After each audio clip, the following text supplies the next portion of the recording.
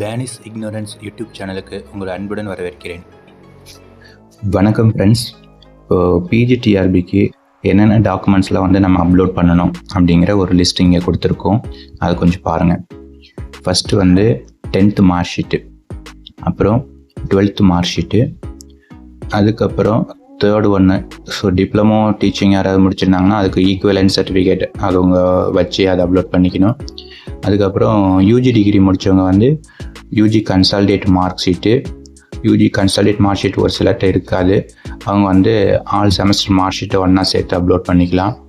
அப்புறம் யூஜியில் வந்து degree certificate கண்டிப்பாக அப்லோட் பண்ணணும். அப்படி டிகிரி இல்லைன்னா ப்ரொஃபஷனல் அப்லோட் பண்ணிக்கலாம். பிஜி டிகிரியில் பார்த்தீங்கன்னா கன்சால்டேட் மார்க் ஷீட்டு, கன்சால்டேட் இல்லைன்னா ஆல் செமஸ்டர் மார்க் ஷீட்டு, அப்புறம் டிகிரி சர்டிஃபிகேட் இல்லை அப்படின்னா ப்ரொஃபஷனல் சர்டிஃபிகேட்.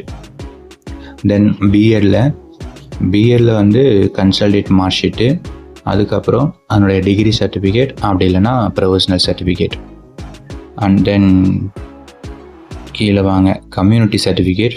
ஸோ கம்யூனிட்டி சர்டிஃபிகேட்டில் பார்த்தீங்கன்னா முக்கியமாக மேரிடு விமன் இருக்காங்கன்னா அவங்க வந்து அவங்களுடைய ஹஸ்பண்ட் நேம் வந்து இருக்கக்கூடாது, அவங்க அப்பா பேரில் தான் வந்து கம்யூனிட்டி சர்டிஃபிகேட் மென்ஷன் பண்ணியிருக்கணும். அதாவது இவங்களுடைய பேர் போட்டு இவங்களுடைய அப்பா அப்படின்னு போட்டு அவங்களுடைய அப்பா பேர் தான் போட்டிருக்கணும். கணவர்னு போட்டு கணவர் பேர் இருக்கக்கூடாது.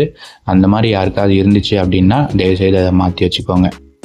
அதுக்கப்புறம் பார்த்தீங்கன்னா PSTM, person study in Tamil medium reservation யாரெல்லாம் வந்து கிளைம் பண்ணியிருக்கீங்களோ அவங்க வந்து தமிழ் மீடியம் சர்டிஃபிகேட்டை ரெடி பண்ணி வச்சுக்கோங்க.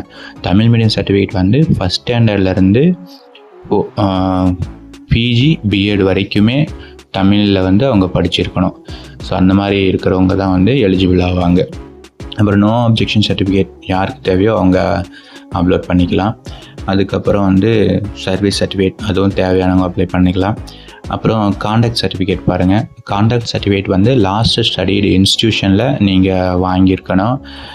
உங்களுடைய டிசியில் வந்து கான்டாக்ட் மென்ஷன் பண்ணியிருக்காங்க, குட் அப்படின்னு மென்ஷன் பண்ணியிருப்பாங்க இல்லையா, அப்படி மென்ஷன் பண்ணியிருந்தாங்கன்னா உங்கள் டிசியை வந்து நீங்கள் அப்லோட் பண்ணிக்கலாம். அதுக்கப்புறம் பார்த்தீங்கன்னா character certificate. So character certificate வந்து இப்போ ரீசெண்டாக வாங்கினதாக இருக்கணும். அது யார்கிட்ட வாங்கலாம் அப்படின்னா gazetted officer group A group B இவங்கள்ட்ட வாங்கினதாக இருக்கணும். நீங்கள் வந்து கவர்மெண்ட் ஸ்கூலில் ஒர்க் பண்ணக்கூடிய ஹெட் மாஸ்டர்ஸ் இல்லை பிஜி ஸ்டாஃப், ஸோ இவங்கள்ட்ட வந்து வாங்கிக்கோங்க. அதுக்கப்புறமா வந்து அப்ளிகேனுடைய பாஸ்போர்ட் சைஸ் ஃபோட்டோ, அப்புறம் சிக்னேச்சர். ஸோ இதெல்லாம் வந்து நீங்கள் ரெடியாக எடுத்து வச்சுக்கோங்க. தேங்க்யூ.